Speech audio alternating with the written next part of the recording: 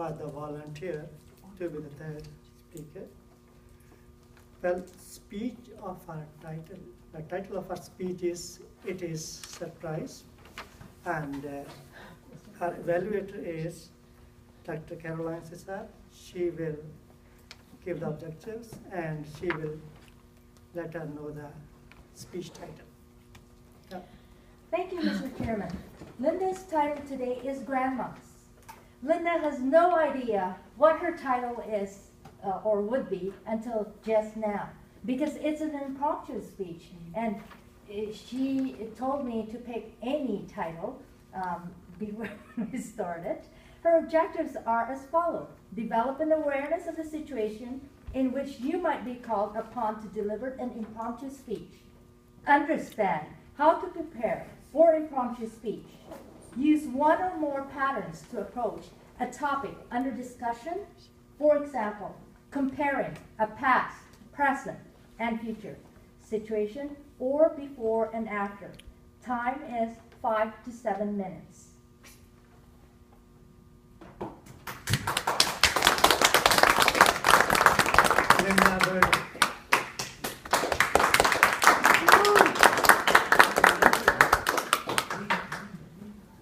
You can do it. November 2004. I'm busy at work. Actually, I was with a customer, and I get the page. Linda Bennett, please call reception right away. Linda Bennett, please call reception right away. Going, why would they be paging me when they know I'm with a client? I thought it must be urgent. So I go to the reception, I'm going, it's your daughter. My daughter. Oh no, all these things ran through my mind. I was so worried. So I had to take it. I go into my office, I close the door. Honey, what's wrong? What's happened? Are you okay?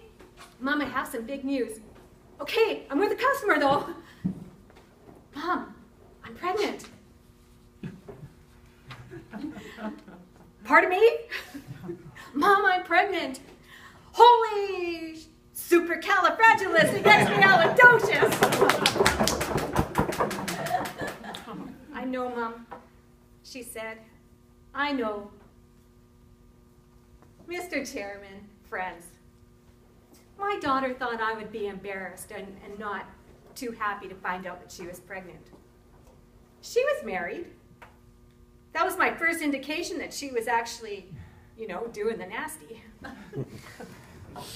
But I was just delighted to hear that she was pregnant. I was going to be a grandma.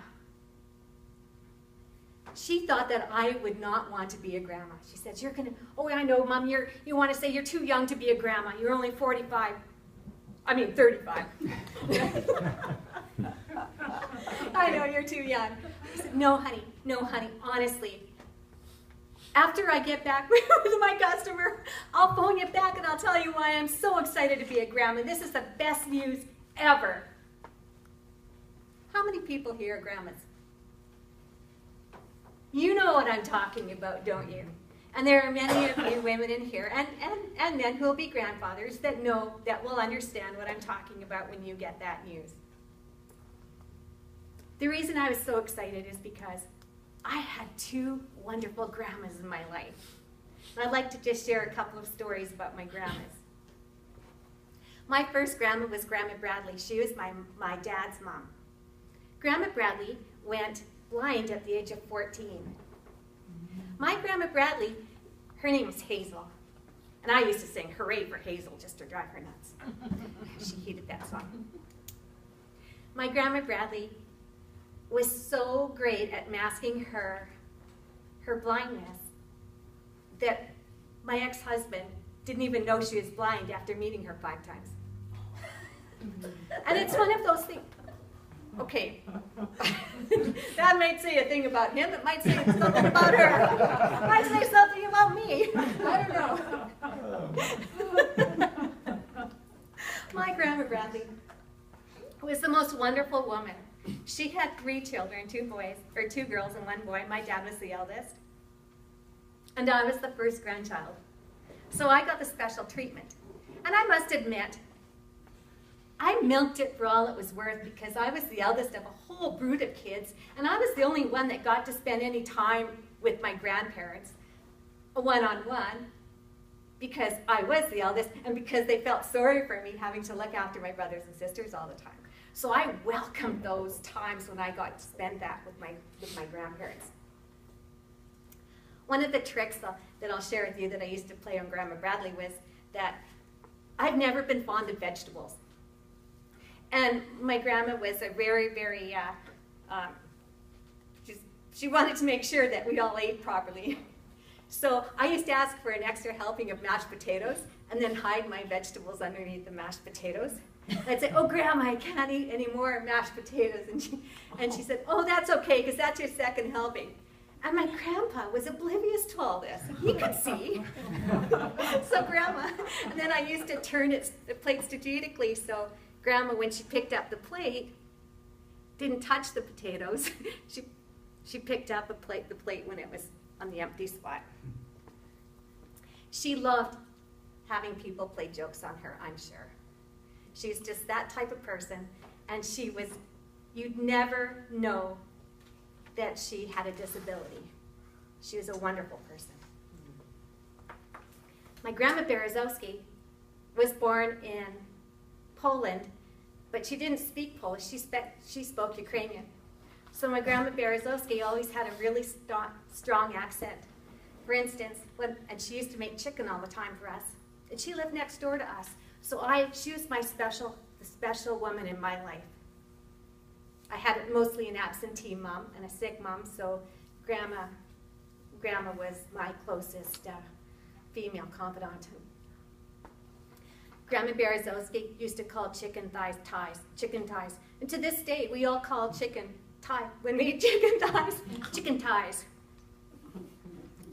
I was with my Grandma Berezowski, who also had a disability. She was born with one leg shorter than the other, and at that time, it couldn't be corrected. At the time of her death, her one leg was 10 inches shorter than the other, and she suffered great pain all through her life because of it.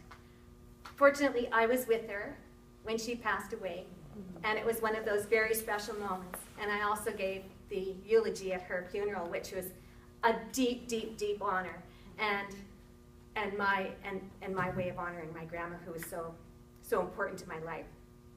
Gord, my husband, also had a great grandma, and I'll just say one thing about her before I close. Gord's grandma had a house of ill repute in Lethbridge. Seriously, he was raised in this old hotel and by his grandma, and his grandma ran this house of ill repute. You know what I'm talking about. And the stories he can tell about his grandma are fantastic. I'm sure you all have special women in your life, and I'm sure you all have special grandmas in your life. This weekend is Mother's Day, one that we all hold dear to us as we honor those special women in our lives. But just remember, I'm the best grandma in the world because I had the greatest role models. Mr. Chair.